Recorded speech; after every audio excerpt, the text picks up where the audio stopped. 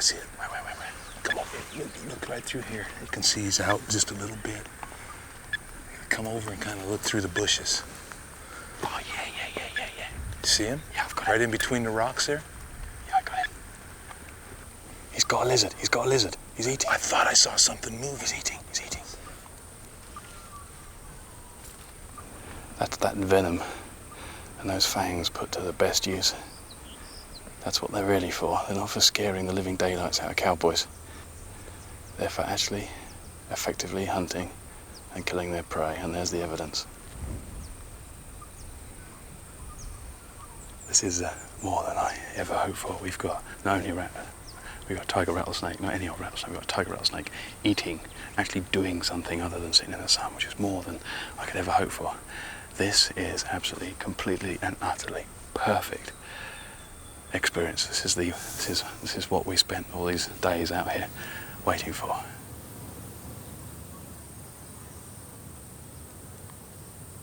It's real weird the way he's got off that lizard, Matt.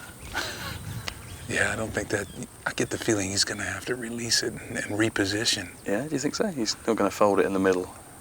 It just... I mean, I've seen lots of snakes feed like you have, and they do occasionally mess it up, but he's certainly not getting it down very quick, is he? No, he's...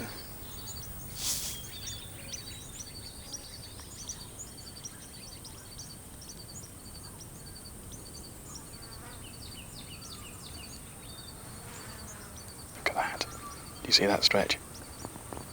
He's realigning his jaws at a second, which is what they do after they've opened their mouth wide to take a food item like that. Now this snake had grabbed that animal in a bizarre manner. But what I was saying is that this animal was trying to swallow that lizard the wrong way, which is unusual. Normally they take them head first. The animal was trying to swallow it sideways. Animals mess up too. This one's obviously messed up. He's dropped the lizard and he's repositioning now, so hopefully if we stay still enough he'll then start to feed on that lizard the right way round. I bet when you had a phone call from a film crew saying, hey, can you help us find a rattlesnake, you didn't expect to see anything like this. How does it feel? Unbelievable. I can't believe we got this today. It's just, you know, this is what we have these radios and these snakes for, is just trying to get this kind of behavior. So have you ever seen them actually eating anything before like this? No. I've been studying these guys since '97. We haven't seen this, so I'm really pleased. I think it's great, man. It's incredible. Pumped up.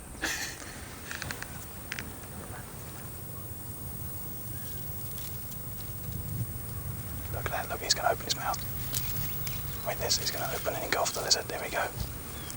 Look at that. Look at that. He's got it right this time. Now we should see. Just watch those jaws. You see the articulation on the head. Watch how he stretches and can walk up its prey. He doesn't have to move his head much. He just moves the muscles. He can slide up his prey using those backwards pointing teeth to grip it.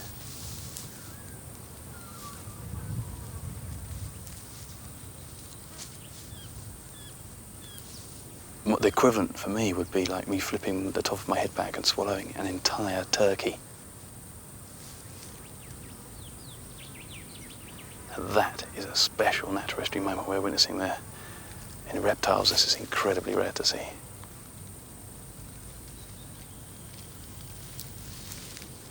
What a great animal. Look at that. I'm so excited I can't hold my binoculars steady. Now, the other problem would be if I could possibly swallow a meal that size. But obviously I'd stop breathing halfway through because there's no way I could get a meal down like that and breathe at the same time.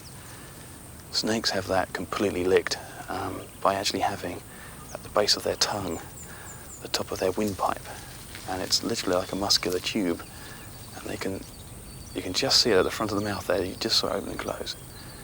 They can use it to basically allow them to breathe whilst swallowing a meal like this.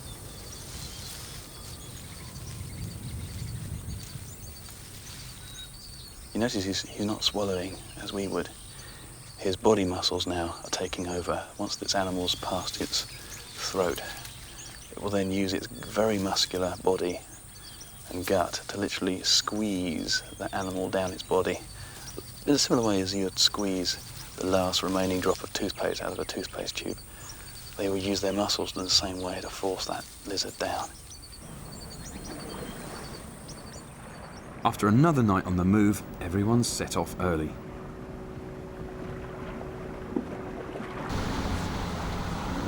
The weather and the landscape have changed again.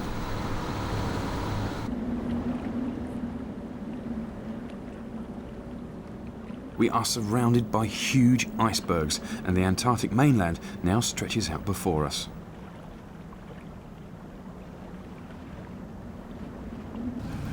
I just can't quite get my head around the landscape of this place. Everywhere you go, it's such a big sky. Now, all the other tourists have gone off on a little bit of an excursion. I thought, well, why on earth should we stay on the boat then? So we've gone for our own little version. Now, it's one of those days we really don't care if you don't see anything, because this place is absolutely stunning. Having said that, there's supposed to be a few crab-eater seals just over here on the shore, so I haven't seen one of those yet, so we're going to check them out.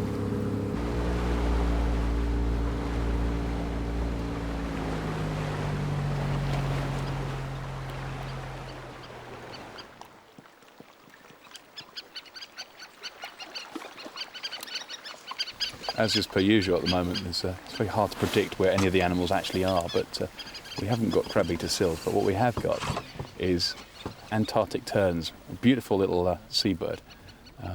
Some call them sea swallows, and when you see them flying around like this, you can see just why, those lovely long tail streamers.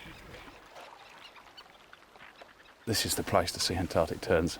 Absolutely perfect setting for them, flying against this snowy landscape and glacier. Just outrageous.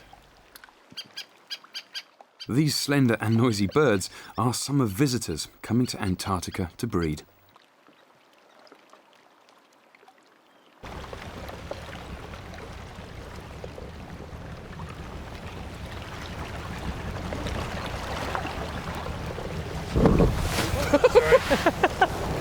Hit an iceberg.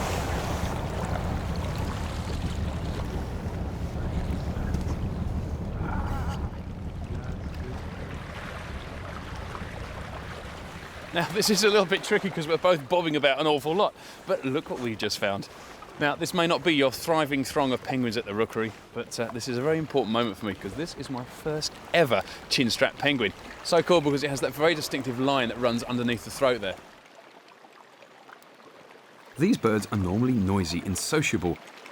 This loner is about as far south as any chinstrap will go.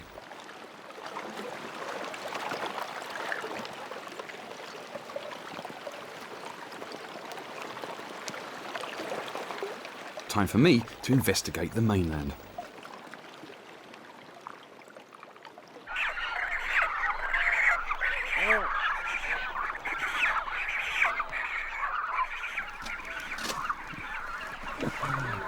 I'm being eaten by a juvenile blue-eyed cormorant. This is a classic Antarctic moment. The birds here just really don't give a monkeys about human contact. Now, this bird is actually contacting me. It's completely curious. Oi, stop it. At just 7 weeks old, this youngster is already about to fledge. In a few days, he'll be out there feeding himself. All around me, though, the race is on to feed the younger chicks before the end of the short Antarctic summer. Cormorant parents share the work. On the menu, regurgitated fish and krill.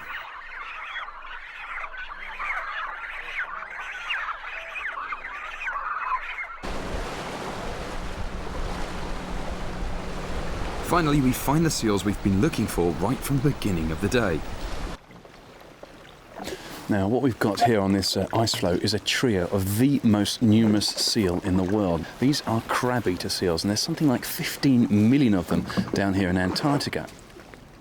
Now, crab is a bastardisation of a Norwegian word for crustacean. These animals actually feed predominantly on krill. Now, they feed in a very specialised way, and like a lot of seals, they don't just go around grabbing stuff. If you imagine you're trying to strain out the croutons from a mouthful of soup, you'd kind of take the mouthful of soup and then you'd close your teeth and squirt the soup out from between your teeth. That is exactly how these guys feed on krill.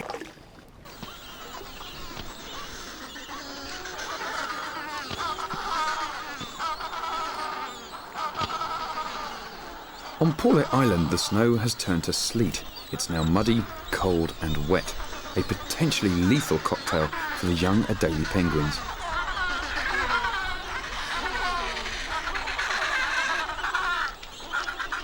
The chicks hatch in late December. In the first few weeks they're extremely vulnerable. The fluffy down coats keep them warm against the fierce winds and snowstorms, but they give no real protection against the wet. In an average year, a third of all the chicks die.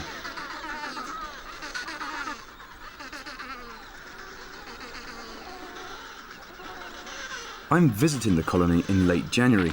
The chicks have grown quickly, and at this stage the chance of survival is much higher. Both parents are able to leave their young to hunt for food. Just a few adults are left to keep watch over huge chick creches.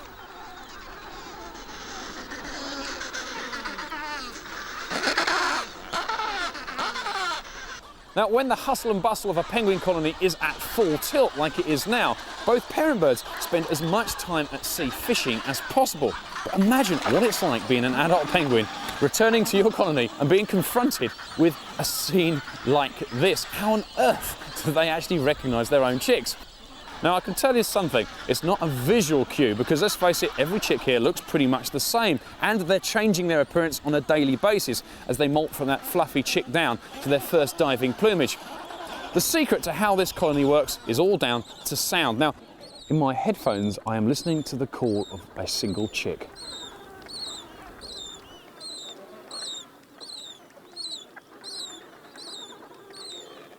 But this sounds very much like the noise that chick's making, like that chick's making, and like that one. In fact, all of these.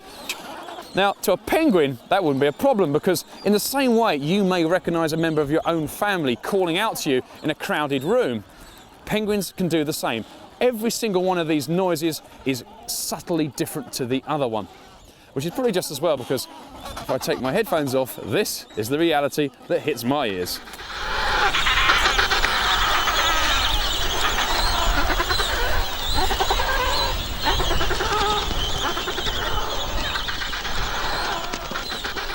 When the parents return with food, the youngsters have to do much more than sing for their supper. They often take part in what's called food running.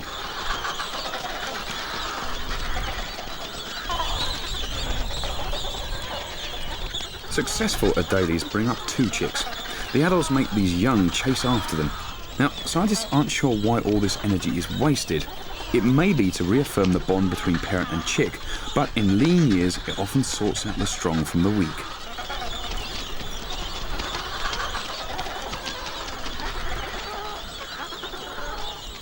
Only when the parent is convinced it's feeding the right chick will it regurgitate supper. It may look disgusting, but a recent study has found that when penguins go fishing, they switch off their digestion, leaving the fish for the young undigested in the stomach. So this chick is actually getting a fresh seafood dinner.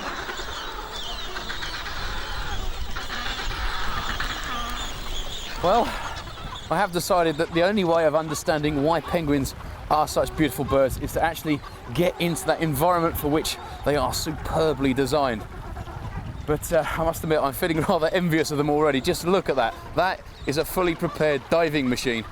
I feel like the most cumbersome thing on the planet in comparison, and I've still got loads of kit to go. By the way, that water's expected to be about -2 degrees. So I'm not going to be in there very long at all, but let's have a go, see if we can see any penguins. Okay, race you.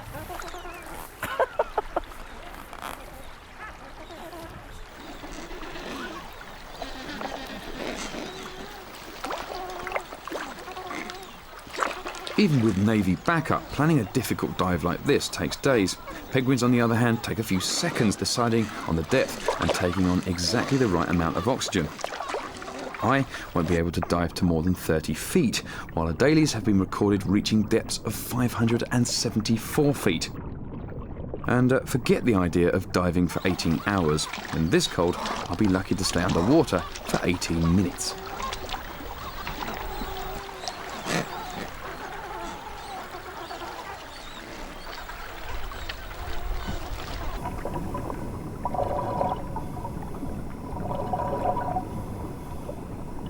Wow. Well, this is fantastic, but I am envying those penguins. For a start, it's really cold. Not only do I lack the really effective insulation of a penguin, but in comparison to their maneuverability, I'll try saying that at this temperature, their maneuverability, I'm actually rather sluggish. But still haven't seen a penguin yet.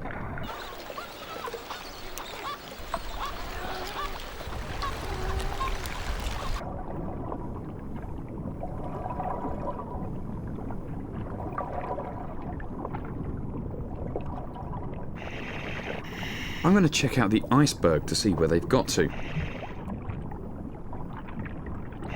And I don't have to wait for long. They've shot into the water like black and white torpedoes. These penguins don't hang around for me.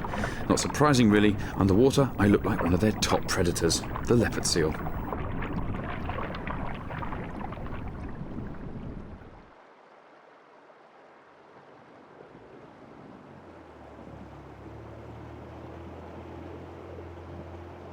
We've seen plenty of adult bears so far on this trip, all busy eating, or at least thinking about it.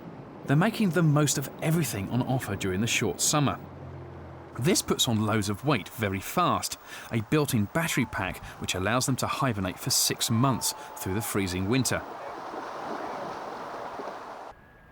Bears can stuff down huge quantities of rich fatty food without suffering from heart disease. And that's got doctors really rather interested. They're now beginning to look into it. What I'm looking out for now are some signs at least of this year's cubs.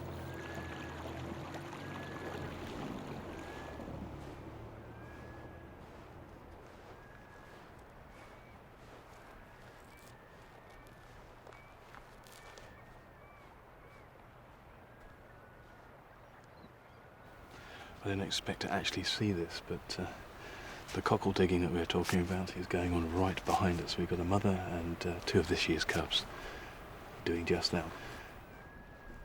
I'm trying to watch out how she's doing it, but she seems to be flicking very small bivalve models, small cockles and things out of the sand, and just crunching them up. If they were bigger ones, like the really large specimens, they'd probably be able to get their claws between the 2 shells and prise them apart. But with smaller items, that'd just be, well, impossible. So they're probably just crunching them up like you would imagine eating a hazelnut. Crunch the whole lot up and spit out the bit you don't want, the shell, and keep the kernel in your mouth, which calls for quite a lot of lip dexterity.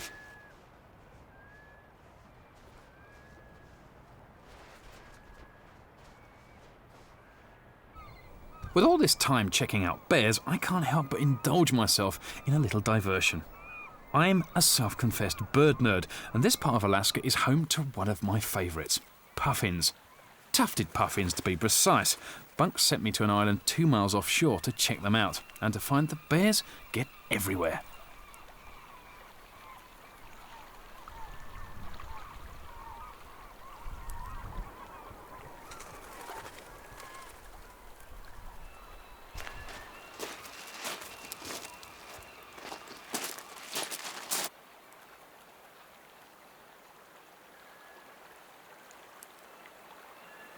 Well, this is what it's all about. This is a young tufted puffin.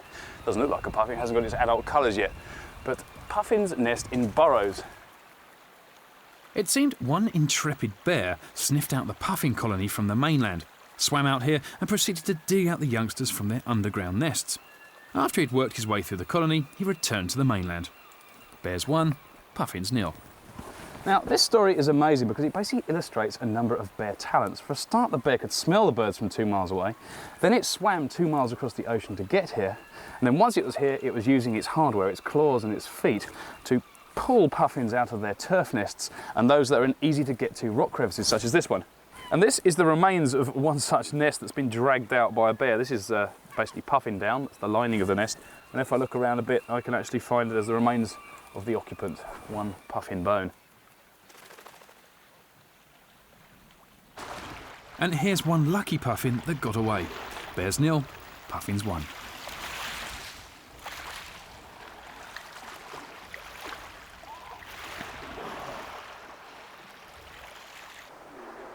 Anyway, back to bears.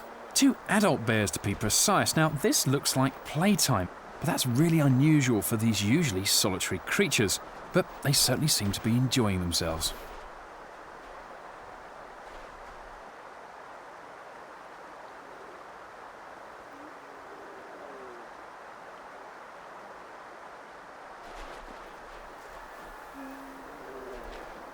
I like moments like this because what you're seeing there we cannot explain. It's basically bears being social, which they do from time to time. Now, what's quite unusual is the fact that this is the sort of behaviour they expect either from siblings or from mother and cub or a breeding male and female. Unfortunately, they're neither. It's 2 males, possibly unrelated.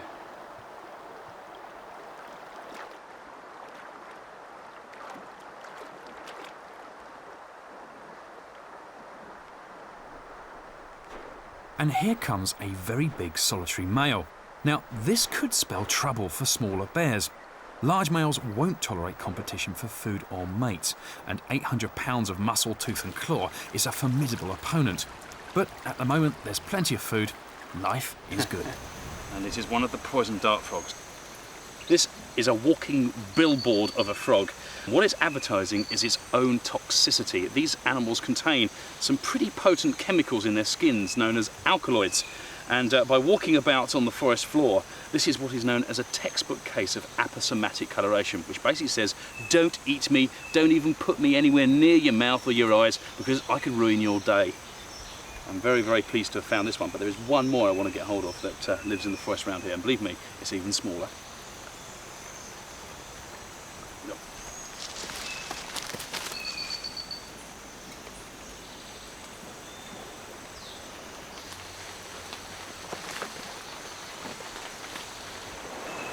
Oh, there's one. Right, these are so tricky to catch.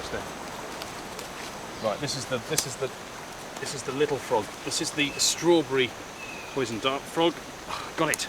Haha. You thought I'd done this before, wouldn't you? This is the poison dart frog known as the strawberry poison dart frog, and you can see why it has that strawberry reference in its name. Just look at that scarlet or orange top to his body. This again is another example of warning coloration. This frog also contains those alkaloids in its skin. And I know people who have actually licked their fingers after holding one of these, and they've gone through a very unpleasant sensation of actually having, or feeling like they've actually got a golf ball in their throat. They've real trouble breathing and swallowing. But very, just so potent, yet so seemingly harmless to look at. And all from a frog you can fit on your thumbnail.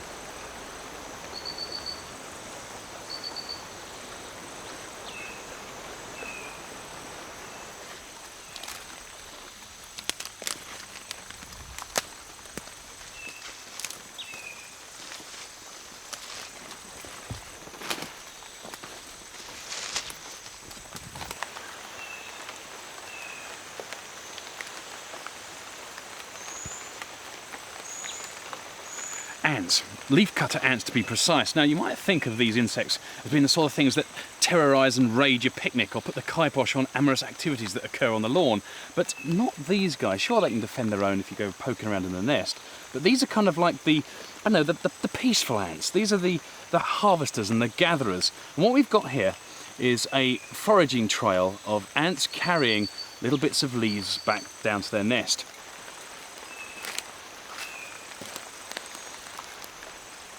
These ants actually have little crafty predators, parasitic flies and wasps, that will quite happily come along and lay their eggs on the ant's head.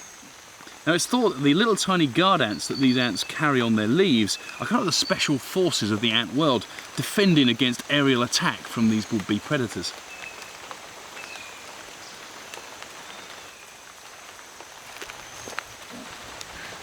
Deep down underground, the ants are taking these leaves down to a special fungus garden, because it's the fungus the ants depend on. Without it, their stuff, they simply cannot digest the juices and the plant material that they bring down into the nest. Now, this bizarre carnival of ants are actually vitally important to the running of the forest. What they're doing is recycling nutrients, bringing down vegetable matter from the canopy level and putting it back into the ground. And it's thought they're so important in the rainforest, they actually consume 10% of all living plant material.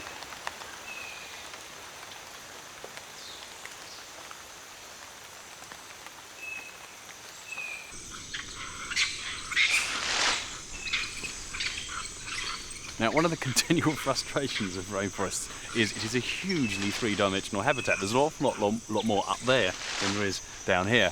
And being a two-dimensional ground-based monkey, I'm in trouble. Unlike these guys. The first sign you get of a group of white-faced capuchin monkeys moving through is branches falling to the ground and leaves and occasional twitterings. But they have just moved through, or they're moving through as we speak. There's still some around.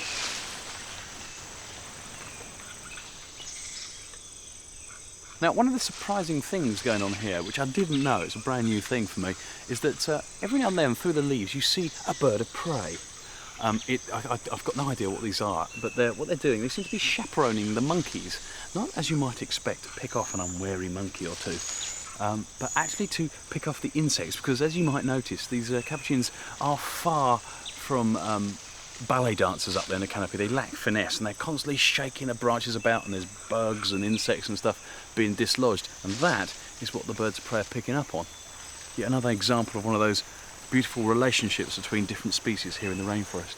They found... Alright, we found, Dorvo's found three black rhino together. Yeah. Right. The cow with her two calves, one smaller than the other, the one she's still raising, the other one's a wean calf.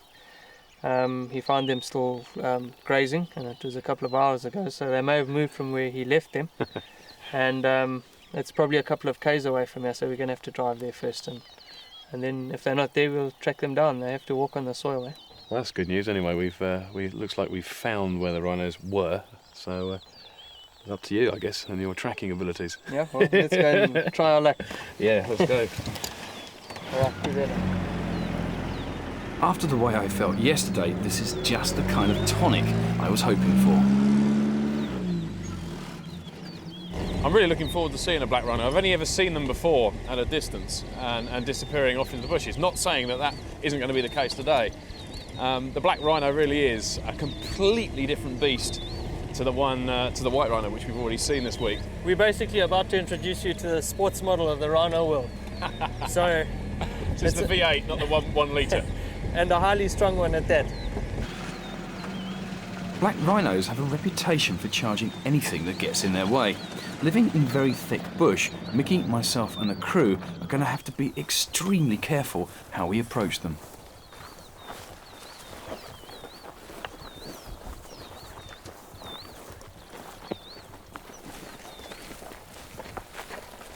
We're getting a little bit closer to where the rhinos were last seen. It has to be said, I'm feeling a little bit more apprehensive now, because we are passing through very, very dense bush indeed.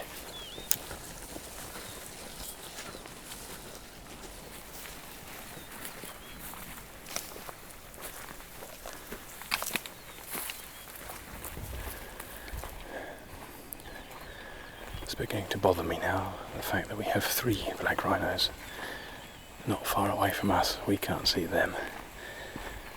I'm wishing we'd stuck to one. One would have been fine. I need to see one.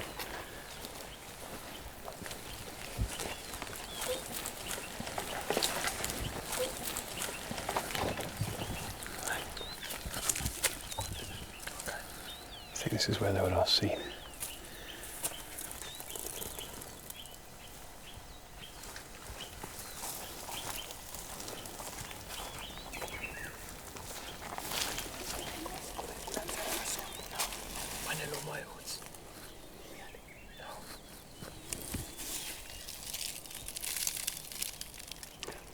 Testing the wind. Make sure we know which way the wind's blowing. It's blowing that way. Just suggesting the tracks have left going east, so we're just going to follow.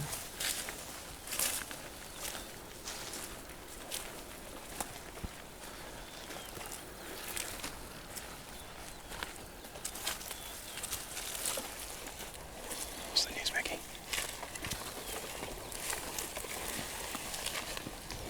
Straight through there. Oh my god. Okay, but there's still one one standing up. Can't see the other one. That's what worries me. I think what we're going to have to do is go around on the western side of them so we don't put bushwind onto them. They're going to spin us. We can see two, there's a third one missing, and there's branches breaking, something's heading towards us. I'm about to change my underwear, and there's no big trees around.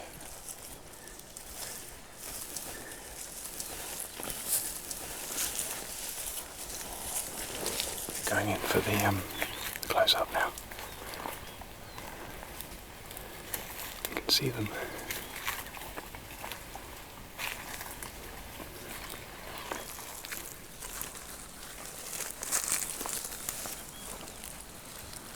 She's seen us. She knows exactly where we are. Okay. But she's quite relaxed about it, fortunately.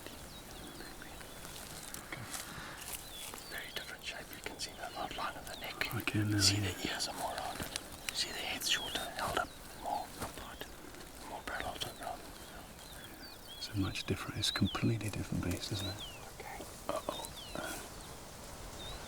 Now she's turned on sideways. You really can see that different profile. It has a much more upright look to it, a much less hunched look to the body. The shorter head, the ears are much more rounded, and you can just about work it out. It's really hard from this distance and with all this undergrowth, but you can just about make out the fact the top lip comes to a taper, kind of a prehensile lip. The whole shape of the mouth is different. Yeah. The white rhino's got a big flat blade, yeah. And this is more pointed. What a fantastic animal, and I tell you what, seeing the horns in place on the living beast itself is priceless. I don't care how much they can fetch on the black market. Seeing them in situ, one after the other on top of the nostrils, that's the place they should be.